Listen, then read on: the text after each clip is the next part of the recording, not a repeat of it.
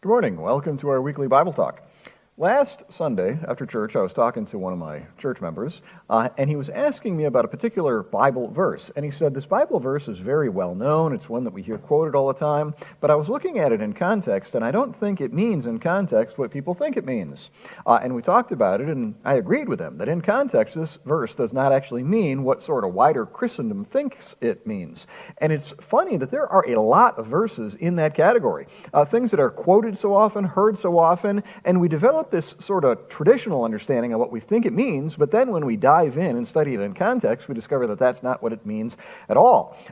Interestingly, I've done this several times as a preacher. I'm raised thinking that the Bible verse means one thing, and I've been raised in church all of my life, so I've heard a lot of Bible verses over the years, and I think that a Bible verse means this or that, and I'll quote it in a sermon with that sort of traditional understanding, but then when the time comes to study the verse in context, I discover that it actually doesn't mean what I think it means, and what I've sort of alluded to in many, many sermons over the years that it meant.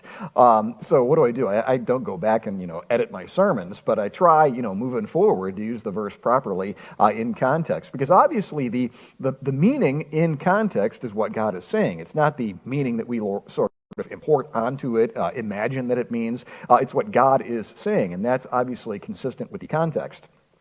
So all of that is a reminder to study verses in context and try your best, especially with well-known verses, judge not lest ye be judged or something like that.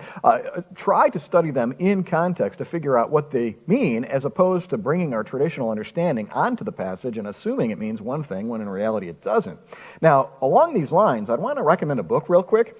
If you're not familiar with this book, it's worth checking out. It's called The Most